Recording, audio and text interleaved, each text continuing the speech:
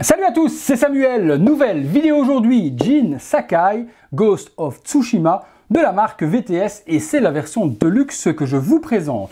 Énorme boîte, très grosse, beaucoup d'éléments, un joli diorama.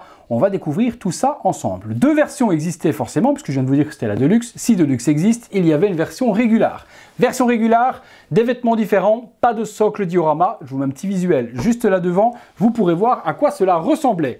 Le visuel de la boîte reprend le logo justement du jeu vidéo, des inscriptions rouges et noires, 1/6 scale collectible figure. Il y a Ghost of Battlefield, c'est comme ça qu'il l'appelle, puisque forcément c'est une figurine sans licence. Qui dit figurine sans licence, dit forcément pas de vrai nom sur la boîte. Les inscriptions en japonais, en chinois, je n'en sais strictement rien. Et puis plein d'ornements noirs tout autour qui font des petites vaguelettes à gauche à droite. Virtual Toys, on les connaît, c'est Dam Toys en version non officielle. Donc quand ils sortent des figurines sans licence, c'est sous ce fabricant qu'ils sortent les figurines. On regarde ce qu'il y a à l'intérieur, on est parti pour le contenu. Allez, contenu de la boîte, on regarde ça ensemble. Tchac. Ici aussi, hop, une petite mousse. Premier étage, à l'intérieur, eh bien, Jin Sakai. Très joli. Oh la vache. Oh, il y a des choses, hein, par contre. Purée. Il y a des flèches, en veux-tu, en voilà. Des katanas, en veux-tu, en voilà. On va se détailler tout ça. Un arc, ok. On ne peut plus dire arc à flèche. Je me suis fait reprendre par un abonné qu'il fallait que j'arrête de dire arc à flèche. C'est pas un arc à poutre, arc à... je ne sais pas tout ce qu'il m'a dit. Donc je ne peux plus, dans mes vidéos, dire ce que j'ai envie. Sinon je me fais éclater la gueule. Je ne peux plus dire arc à flèche. Je suis obligé de dire un arc. Donc c'est un arc. On a en dessous... On ne peut plus dire ce qu'on veut. On peut plus dire ce qu'on veut, les gars. On ne peut plus dire ce qu'on a envie. On se fait éclater la chetron. Un diorama qui a l'air d'être en résine. Des petites parties à assembler. Ouais, il y a pas mal de choses à faire. Hein. Oh la vache. Ah ouais, c'est quand même plutôt pas mal. Et quoi, il y a un troisième niveau? Non. Ça n'a pas été jusque-là quand même. Non. Il n'y a que deux niveaux. On se détaille tout ça. On est parti dans le box. Voilà les accessoires. On se détaille tout ça de plus près. Alors, on commence avec ce petit katana, petit couteau, en tout cas, c'est vrai que par rapport aux autres, il est assez petit. Il est alors en métal. La lame est complètement métal, très piquant. De nouveau, faites gaffe de ne pas vous blesser. Et le manche totalement plastique avec une superbe garde, très bien dessinée, très bien designé. Premier couteau, également le petit fourreau. Regardez-moi ça, avec le petit logo du jeu qui se trouve juste dessus. Donc le logo certainement du clan de Jin Sakai. Mais si c'est pas ça, vous me corrigerez, puisque moi, je n'ai pas joué au jeu du tout, les amis. Boum. On va avoir une version plus grande, regardez, par rapport à celle-ci. Même design, même traitement appliqué. De nouveau, une lame sublime avec métallique, avec un manche plus long, une garde tout aussi détaillée, sublime. Et puis, on part sur un modèle encore plus grand. Donc là, on est vraiment sur une très grande lame, un très grand katana, avec un manche encore plus long, une garde tout aussi jolie et toujours un traitement dans la lame métal, du plus bel effet. Même chose pour le fourreau. Regardez ça, quelle grosse dinguerie. Ça se range parfaitement à l'intérieur et ça va certainement se mettre sur les lanières sur le côté du costume de Jin Sakai. Une multitude de mains, bon, des mains à la perfection, rien à dire sur la peinture, les veines et autres, c'est complètement fou. Là, ça va être pour tenir la flèche, on le voit avec les doigts, comme ceci, tout aussi bien traité. On le voit au niveau de la position de la main que ça va être pour les épées. Des mains relaxées comme ceci. Et puis, encore d'autres mains pour tenir les armes comme s'il était en train justement de sortir l'arme du fourreau avec le pouce.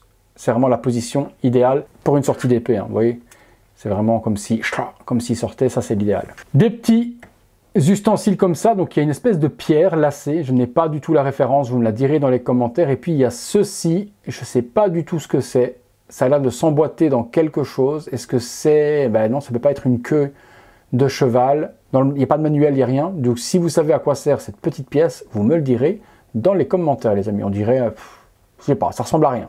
En plus des deux couteaux qui font partie du costume, vous avez deux couteaux cette fois-ci sans les tiges d'emboîtement, donc couteau ninja, avec la petite floche, c'est du PVC pour tout. Il y a une multitude de flèches, 3 jaunes, 3 rouges, certainement une signification sur l'une et sur l'autre. Même chose, vous me compléterez la review dans les commentaires. N'ayant pas joué au jeu, je n'ai pas la référence sur les couleurs entre l'une et l'autre. Est-ce qu'il y a des empoisonnés, des enflammés ou quoi ou qu'est-ce? Vous m'aiderez. C'est du métal pour les tiges, elles sont jaunes et noires pour l'une et elles sont rouges et noires pour l'autre. Pareil, pour les parties plumes PVC, les couleurs sont respectées. Pour accompagner ces flèches, et bien voilà donc l'arc, et non pas l'arc à flèches, avec une petite cordelette élastique dans le design du jeu vidéo également. Forcément, le masque du Ghost est fourni avec les dents en or. On verra si ça se met super bien sur son visage. Petite cordelette à défaire, et après on le place sur son visage et on vient l'attacher par derrière. On regardera si on peut l'attacher facilement, si ça fait quelque chose de naturel ou pas. Vient ensuite tous les éléments du diorama à assembler. De nouveau, il n'y a pas du tout de mode d'emploi où les éléments vont se placer. Il y a le renard qui est très joli, super lourd, totalement en résine. Le poil orangé jaune est très beau. Donc je n'ai pas la signification non plus de ce renard. Vous me direz s'il ressemble au jeu vidéo, mais il est très très joli. Hein. Je sais que c'est une grosse signification dans le jeu, très très beau. Je ne sais pas où il se place, on verra bien tout de suite après.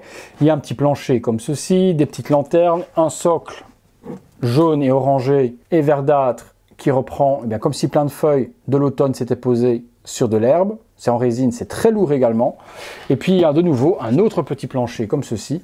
Peut-être on va poser certains éléments ou autres, je ne sais pas. On va regarder tout de suite ensemble comment on peut assembler ça. Je vais le découvrir en même temps que vous, puisque bon, il y a l'air d'y avoir quand même des éléments assez simples. Donc, alors ça, je vois déjà que ça s'emboîte comme ça. Pas possible autrement, ça vient se mettre de la sorte dans le diorama. Ça n'a pas l'air de s'aimanter ni rien, ça s'emboîte juste. Ok. Il y a également une flûte en roseau. Je ne sais pas si ça se met sur le dio ou pas, on verra bien. Des emboîtements comme ça, alors, est-ce que ça se met là-dessus? Non. Attendez, je vais prendre ça dans les mains tout de suite, on va regarder. Tacatacadam. Ça, est-ce que ça vient se mettre ici? Oh, j'ai l'impression que oui quand même. À moins que non. Ça viendrait se mettre ici. Ouais, là il y en a un qui vient se mettre comme ça. Et le plus petit viendrait se mettre ici, c'est bien ça. Donc les deux petits qui sont là viennent s'emboîter de la sorte. Ça, on a vu que ça se mettait là. Ok. Donc un cassé et l'autre qui va là. Ici, petite partie de bois. Bah, je verrais bien se mettre ça ici là. De la sorte. Ok. Ok, ça a s'assembler comme ça. Ensuite, on a vu le petit plancher juste ici. La tige pour la figurine vient se visser ici derrière. Comme ceci, vous tournerez pour tenir la figue.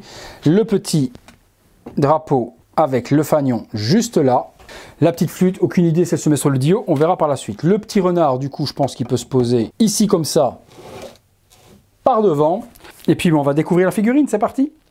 La figurine, allez, je la prends, je regarde en même temps que vous. Ça a l'air complètement dingue. Mais vraiment, oh là là là là là, masterpiece de chez VTS. Oh, mais c'est des malades mentaux. Mais vraiment. Donc, masterpiece, c'est en métal pour toutes ces parties-là. Vous l'entendez? Les parties des chaînes, c'est en métal autour des bras. Les parties ici, c'est du PVC. La partie du plastron, PVC. PVC. Métal pour les parties des jambières. Donc, du métal un peu partout. Hein. Oh là là, mais quelle folie! Quelle folie furieuse. Allez, visage de Jin Sakai. Ben, monstrueux. Masterpiece. Franchement, là, de ce que je vois, c'est complètement exceptionnel dans la gestion des matériaux, dans la gestion du design, dans la gestion de tout. Le visage, etc. ou autre. Je regarde encore le visage. Les yeux, la cicatrice sur la joue, le bandeau, les cheveux sont bien sculptés. Il y a, vous l'avez vu, le fameux masque du démon, masque fantôme, je ne sais plus trop comment on l'appelle. Oui, le Ghost of Tsushima, donc ça va être le masque de fantôme qui vient se mettre devant son visage et qui a l'air d'être mais une grosse folie. On le fera ensemble, ce look avec ce masque. Non, ben ça, si vous êtes fan du jeu vidéo, ça va être complètement dingue, les amis. Complètement dingue. Bon, ben écoutez, on est parti, on se fait une ou deux pauses. Voilà la figurine tournant sur elle-même sans accessoires, juste pour vous montrer bien la réalisation de VTS. On va l'accessoiriser, mettre les katanas, mettre la cape, mettre la veste, le mettre sur le diorama. On va faire le nécessaire. Pas beaucoup de pauses parce que forcément le socle ne permet pas de faire énormément de pauses. On va mettre une jolie pause muséum sur la base pour voir ce que cela donne. Allez, on est parti, on l'accessoirise, on commence à l'habiller, on regarde ce que ça donne. Voilà, pose simple également, avec simplement rajout des katanas. Donc là, je n'ai pas encore mis les vêtements.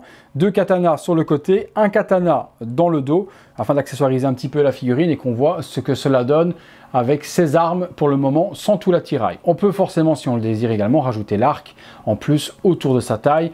Ça, c'est vous qui choisirez comment vous allez l'accessoiriser. Voilà, cette fois-ci, je lui ai mis les katanas, la cape, le bandeau autour du cou également, remis également la petite veste bleue. Là, il a la full attirail complet. On peut forcément ranger la cape comme on veut, elle est câblée, donc on va la ranger pour la pose sur le socle. Mais là, j'ai tout mis, ce qu'il était possible au niveau des accessoires. Forcément, il reste encore l'arc, il reste encore les flèches, il reste encore les couteaux. On pourra l'accessoiriser avec les armes, mais au niveau vestimentaire, il y a le maximum. On est parti, on se regarde ce que ça donne avec le masque. Voilà, avec le masque assemblé, c'est une grosse folie. Hein. Avec le masque, c'est complètement fou. Je vous zoome également pour vous montrer. Voilà, avec le masque sur le visage, complètement dingue. Avec le masque, il est complètement fou, terrifiant à souhait, comme le veut forcément le Ghost of Tsushima. On met le socle, on le pose dessus, on regarde ce que ça donne avec le diorama. Voilà, figurine assemblée, complète, avec les katanas, les sabres, le banderole, le diorama complet, le renard. Vous pouvez voir du coup à quoi ça ressemble une fois que vous avez tout mis. Alors, on le fait tourner sur lui-même pour que vous puissiez voir la réalisation de VTS. Et forcément, comme je viens de vous dire, c'est une grosse folie. Ils nous ont fait une petite pépite qui est une masterclass de ce que pourrait faire Game Toys au niveau de la réalisation des produits. Non, là, c'est complètement fou. Les fans du Ghost of Tsushima ont la figurine idéale, version de luxe, version régulière. Ça, par contre, c'est vous qui verrez laquelle peut vous convenir au mieux. Allez les amis, on a vu un petit peu ce que ça donnait. Difficile à faire beaucoup de poses parce que vous avez vu que le socle, on ne peut pas le poser comme on veut dessus. C'est tout souvent le petit problème des socles diorama de chez VTS, c'est que ça fait plus statuette que figurine de collection à cause, eh bien, forcément du socle qui n'est pas droit. Mais bon, c'est super joli, on aime les dios, on va pas râler. Assembler comme ça, c'est une grosse folie. On est parti les amis pour la conclusion. Conclusion les amis sur cette Ghost of Tsushima, eh bien une merveille. Vous l'avez vu comme moi, ultra complète, ultra complexe également à assembler. Il y a beaucoup de parties à mettre à gauche, à droite, retirer la veste, retirer les cordages, remettre les nouages des cordages. Donc c'est vrai qu'il y a beaucoup de travail avant d'avoir cette figurine assemblée de la sorte, avec ou sans masque, les katanas, tout est en métal, l'armure, une grosse folie. Joli diorama si on veut la version de luxe, si on veut la version régulière, il a une tenue différente et il n'y aura pas le diorama. Ça c'est vous en fonction de vos moyens qui verrez ce que vous voulez. Figurine très chère, dans les 400 € dans cette version de luxe. Forcément, au vu des éléments, le décor en résine et autres, je comprends un petit peu mieux la tarification. Tout ça aurait été en PVC, ça aurait été certainement peut-être beaucoup moins cher. Mais là, pas grand chose à dire. Masterclass de la part de VTS. Ils montent de niveau à chaque nouvelle réalisation. Ce sont vraiment des petites pépites à collectionner pour les jeux vidéo. Si la figurine vous intéresse, celle-ci ou la version régulière, je vous la mets dans la description de la vidéo. Vous pourrez aller voir tranquillement et sélectionner la version que vous voulez. J'attends d'avoir votre avis dans les commentaires et de me dire ce que vous en avez pensé de cette figurine, bien, pas bien, comment vous l'auriez exposé, les accessoires avec, quels vêtements, diorama, pas diorama, régulière. Vous me dites tout ça juste là en dessous. Merci de m'avoir suivi pour cette vidéo. Si vous l'avez aimé, un gros like, on s'abonne, on active la petite cloche, toutes les notifications afin d'être alerté en temps réel de ce qu'il se passe sur la chaîne. Merci d'être de plus en plus nombreux sur cette chaîne, ça fait ultra plaisir. On arrive bientôt aux 53 000, donc on continue et on continue et on continue à avancer. Donc un énorme merci à vous. Allez, c'est tout pour Jin Sakai, c'est tout pour moi. À très bientôt les amis pour une prochaine vidéo.